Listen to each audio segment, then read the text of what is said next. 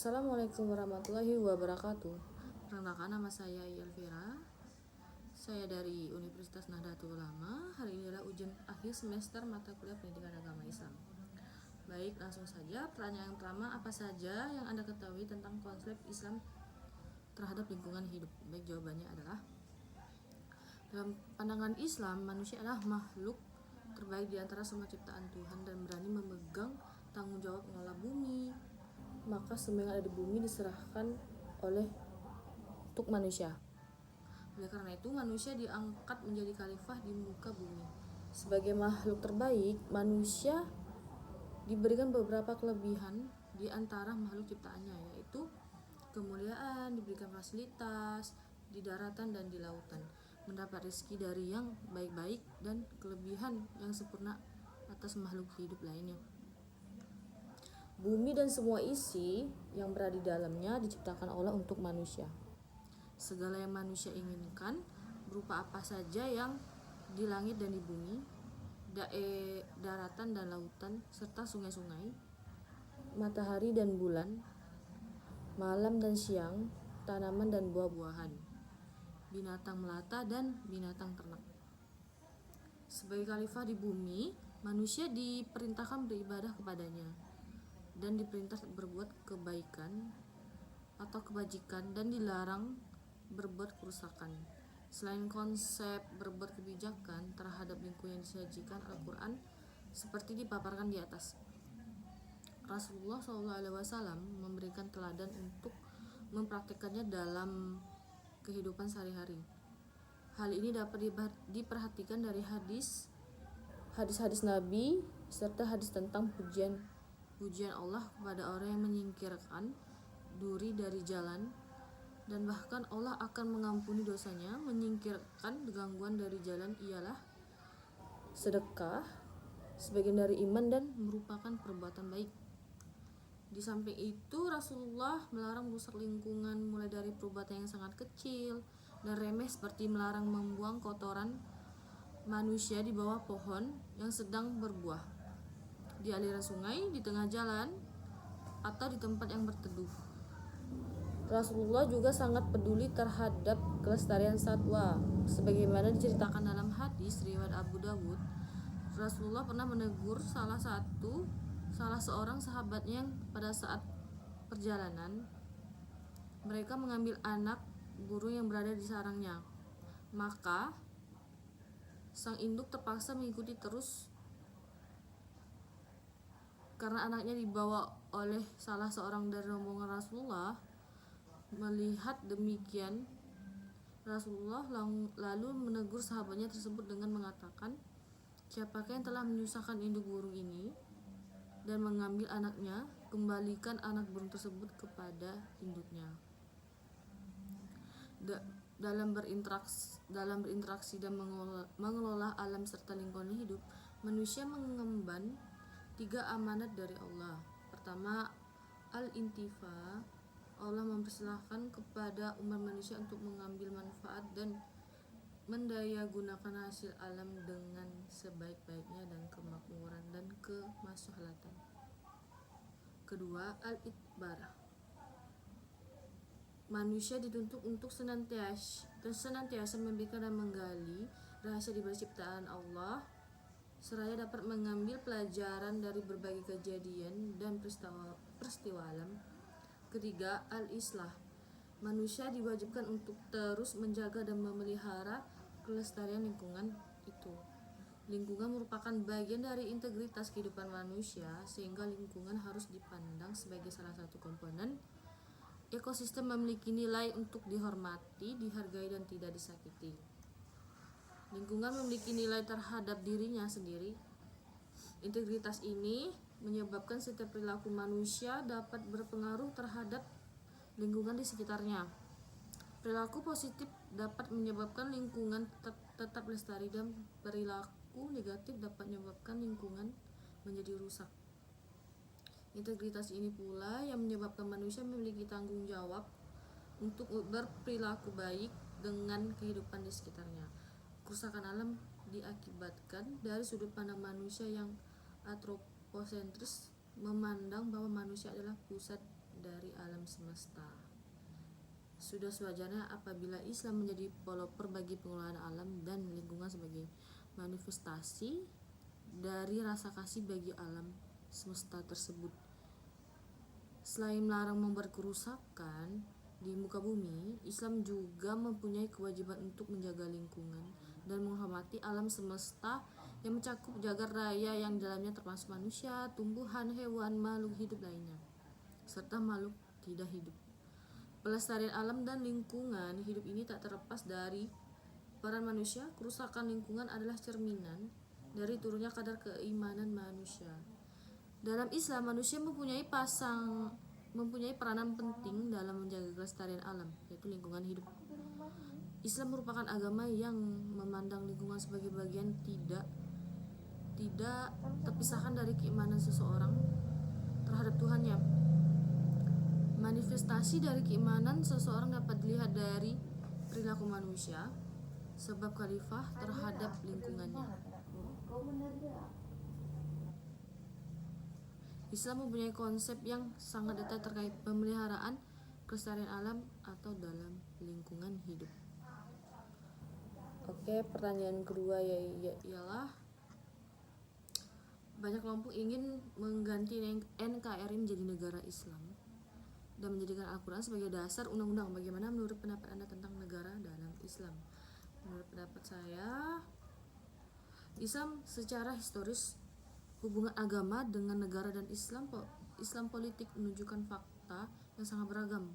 Banyak para ulama tradisional yang berargumentasi bahwa Islam merupakan sistem kepercayaan di mana agama memiliki hubungan erat dalam politik. Islam memberikan pandangan dunia dan makna hidup bagi manusia, termasuk bidang politik. Dari sudut pandang ini, maka pada dasarnya dalam Islam tidak ada pemisahan antara agama, yaitu din, dan politik atau negara, yaitu daulah. Argumentasi ini dikaitkan dengan posisi Nabi Muhammad SAW ketika di Madinah membangun sebuah sistem pemerintahan dalam sebuah negara kota atau city state. Sedangkan kepemimpinan kepada pemerintahan, kepala negara serta kepala Nabi Muhammad SAW yang memegang kendali itu. Asumsi ini melahirkan tafsir kewajiban bagi umat Islam untuk mendirikan negara Islam. Ironisnya, negara Islam diteorisasikan sebagai negara Tuhan atau kerajaan Tuhan di muka bumi yang komponen-komponennya adalah umat Islam, hukum Islam atau syariat, dan khalifah sebagai bayangan Tuhan di muka bumi, sebagaimana yang pernah dirumuskan oleh Rashid Ridha, Syahid Qutb Al-Maududi, dan Hasan Al-Banna. Model negara yang demikian pada akhirnya membuat lampiran tidak ada tempat bagi rakyat untuk menentukan preferensi politik secara bebas atau menegakkan kedaulatan mereka. Mendirikan suatu negara atau pemerintahan untuk mengelola urusan rakyat atau umat merupakan kewajiban agama yang penting atau yang paling agung. Agama yang paling agung karena agama tidak mungkin tegak tanpa negara atau pemerintahan. Ukuran tegaknya satu nilai-nilai agama seperti keamanan, keadilan, dan kesejahteraan, keteraturan, dan keadaban hanya mungkin dilakukan melalui negara atau pemerintah. Menurut Ibnu Taimiyah, bahwa umat manusia tidak akan mungkin mencukupi segala kebutuhannya tanpa kerja sama saling membantu dalam kehidupan kelompok dan setiap kehidupan kelompok atau masyarakat yang memerlukan seseorang atau kepala atau pemimpin. Dengan kata lain, tujuan dari berdirinya suatu negara adalah untuk melaksanakan sistem sosial yang baik, atau dalam bahasa agama yang menegakkan amar ma'ruf nahi mungkar. Dan syariat Islam merupakan norma yang diturunkan untuk mengatur manusia baik secara pribadi, keluarga, maupun dalam kehidupan berbangsa dan bernegara. Norma ini bersifat mutlak, yaitu absolut, karena bersumber dari firman Allah Subhanahu wa taala. Secara normatif segala aturannya sejalan dengan kebutuhan hidup manusia kapan dan dimanapun itu.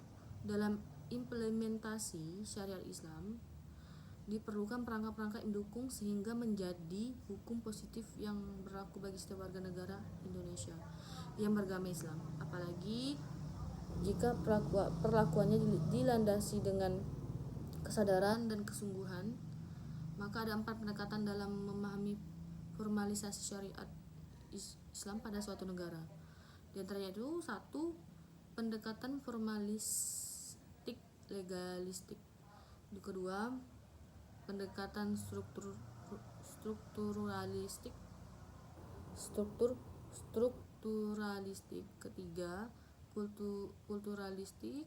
Keempat, substansialistik.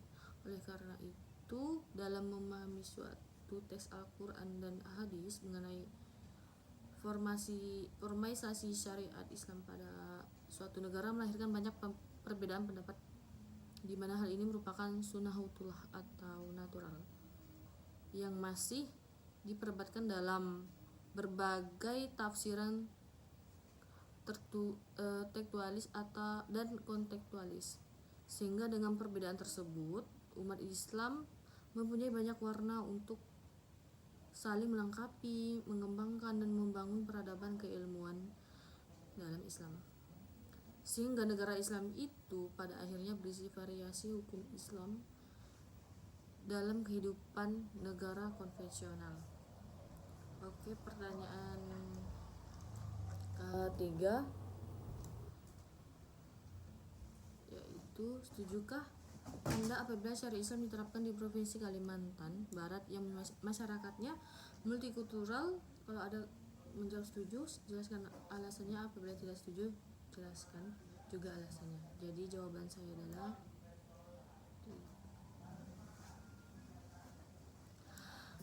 penerapan syariat Islam di Kalimantan Barat tak akan menjadi solusi dan menyelesaikan masalah bangsa jika pihak-pihak melontarkan wacana itu masih terjebak dalam konteks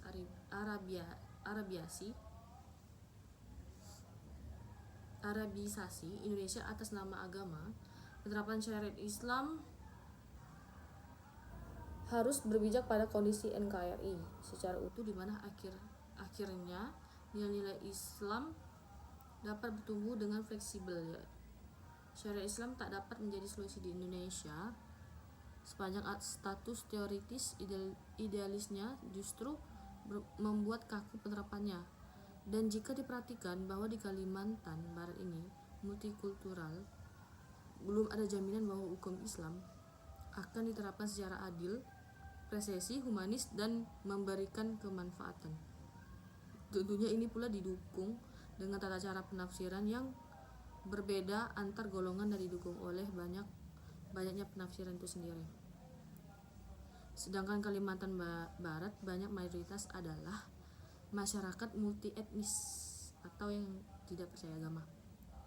Ketika satu agama yang dianut oleh beberapa etnis bersifat dominan dalam segi penerapan hukum, maka yang terjadi adalah konflik. Belum lagi tambah integrasi wilayah yang berlandaskan pada kesejahteraan. Jadi bukan hukum Islam yang diterapkan, justru konflik dan integrasi wilayah. Ditambah lagi Kalimantan Barat memiliki masa kelam di mana terjadi perang antar etnis Madura dan notabene merupakan masyarakat Islam dalam masyarakat yang secara umum diketahui dengan non-muslim. Oke, terima kasih. Itu jawaban dari saya untuk ujian semester ganjil, yaitu agama Islam.